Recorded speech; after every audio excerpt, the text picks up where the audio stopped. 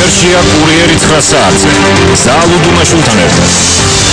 ქართულ კალათბურთელებს დღეს მხოლოდ 2 წამი არ ეყოთ, რომ შეხვედრა მაკედონიასთან ოვერტაიმამდე მიეყვანათ. ეს იყო ჩვენი ნაკრების ერთ-ერთი ყველაზე რთული შეხვედრა ევროპის ჩემპიონატზე, სადაც ბრძოლა გამარჯვებისათვის საფინალო სირენამდე მიმდინარეობდა. ლიდერის გარეშე დარჩენილმა გუნდმა რამდენჯერმე შეძლო წინ წასული მეტოქის დაწევა, თუმცა ბოლოს იღბალი მაკედონიის მხარეზე იყო. საქართველოს ნაკრებს წინ კიდევ 2 შეხვედრა აქვს და მეორე ეტაპის გადასალახავად ფინეთისა და საბერძნეთის დამარცხება მოუწევს, თუმცა მანამდე რა ხდებოდა დღეს ვილნიუსის ცენტრალურ არენაზე დავით ერაძე ლიტვიდან. საქართველოს ევროპის ჩემპიონატზე კიდევ ერთი დრამატული შეხვედრა ჩაატარა, თუმცა გამარჯვებისთვის ქართულ კალათბურთელებს სულ ცოტა დააკლდათ. მატჩის ბედი ბოლო წამებზე მაკედონიელების ჩაგდებულმა ორქულიანმა ბურთმა გადაწყვიტა, თუმცა ახლა უფრო ქართულ გულშემატკივარს სხვა საკითხი აწუხებს.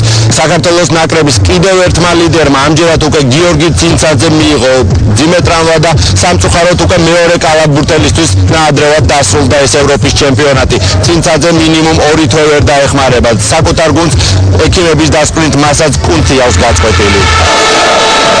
ზაზა ფაჩულიას მსგავსად საქართველოს ეროვნულ ნაკრებს კიდევ ერთი ლიდერი გამოაყოლდა. გიორგი ცინცაძე მაკედონიასთან გამართული შეხვედრის მესამე-მეოთხედში დაშავდა. მას კუნთი აქვს გაწყვეტილი და სავარაუდოდ ნაკრებს ევროპის 2011 წლის ჩემპიონატის დარჩენილ შეხვედრებში ვერ დაეხმარება. ტრავმა საკმაოდ სერიოზულია. ძალიან სამწუხაროა, რომ 3 დღის ინტერვალში გუნდის 2 ლიდერი დაგვიშავდა. გასაკვირველია, დარჩენილ 2 შეხვედრაში ძალიან გაგუჭირდება, თუმცა გუნდმა მარცხი უნდა დაივიწყოს და მომავალი შეხვედრისთვის მოემზადოს.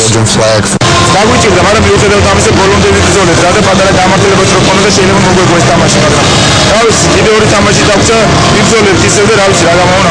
ვილნიუსის 10,000-იან საკალათბურთო დარბაზში შეკრებილმა გულშემატკივარმა ევრო 2011-ის ყველაზე დაძაბული შეხვედრა იხილა. გამარჯვებულის ვინაობა ბოლო წამებზე გამოუვიდა. ძირითადი დროის დასრულებამდე 16 წამით ადრე ნიკოლოზ ცხიტიშვილმა 2 საჯარიმო ზუსტად გამოიყენა და ანგარიში გაათანაბრა 63-63. თუმცა ბალკანელებმა ბოლმაკალების შესანიშნავი თამაშის შედეგად 65-63 მოიგეს. ლიდერი დაგვიყვება საფაჩული, რომლის კაპიტანი ძალიან დიდი ძალა ექნებოდა დღევანდელ თამაშში და დაგვეხმარებოდა. ამასთან დამატებით კიდევ გიორგი ცინცაძე დაგვიყვება შუა თამაში. მე ვფიქრობ, რომ გიორგის გააგრძელებინა თამაში, უფრო მეტი შანსი ჰქონდა, რომ დღევანდელ თამაში მოვიდა. სერიოზული და საკმაოდ მაღალი კლასის გუნდის წინააღმდეგ მოგვიწია თამაში. საკურველია გამარჯვებას ორივე გუნდი იმსახურებდა, თუმცა დღეს იღბალი ჩვენ მხარეს იყო. საქართველოს ნაკრებს წარმატებებში მაქსიმალური ჩადეს ბიჭებმა, ახლა რაც შეეძლოთ 2 ძირითადი მოთამაშის გარეშე მაკედონიას, რომელიც საკმაოდ კარგი გუნდი არის, მაკედონიასთან აი ბოლო წამებში წავაგეთ. ვილნიუსში შეკრებულ ქართულ გულშემატკივარს მიაჩნია, რომ საქართველოს ნაკრებს ჯგუფიდან გასვლის შანსები ჯერჯერობით არ დაუკარგავს. ამისათვის გუნდმა დარჩენილი 2 შეხვედრა უნდა მოიგოს. მე ვფიქრობ, დღეს იყო ერთ-ერთი საუკეთესო თამაში, მიუხედავად იმისა, რაც მოხდა.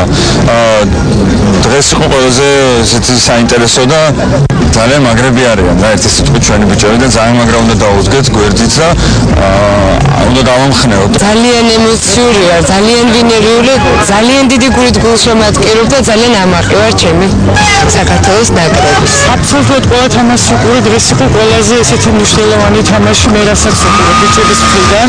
ბოლომდე იბრძოლის, ბოლომდე გააკეთეს რასაც დასაკეთებელი ვართ, იღბას ძალიან დიდი მნიშვნელობა აქვს სპორტში. ალბათ ეს დააკლდათ. საქართველოს ეროვნული ნაკრები ჯგუფური ეტაპის მეორე შეხვედრას 10 სექტემბერს გამართავს. ქართული კალათბურთელები ფინეთის დამარცხებას შეეცდებიან. 12 სექტემბერს კი ქართული გუნდი ევრო 2011-ის ერთ-ერთ ფავორიტთან საბერძნეთის ნაკრებთან გაარკვევს ურთიერთობას.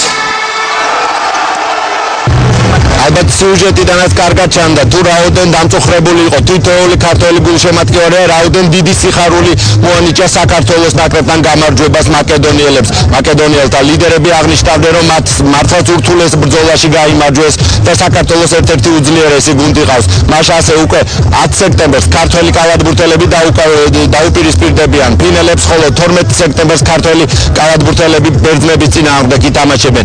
ამ 2 შეხვედრის მოგების შემთხვევაში საქართველოს ნაკრებს ჯგუფიდან გასვლისა და 8 უძლიერეს გუნდში მოხვედრის რეალური შანსები აქვს. ასეთი მონდომები და ასეთი თამაშით კი წარმოუდგენელი მართლაც არაფერია. ეს იყო დავით ერაძე ვილნიუსიდან და დღის სხვა მთავარი თემები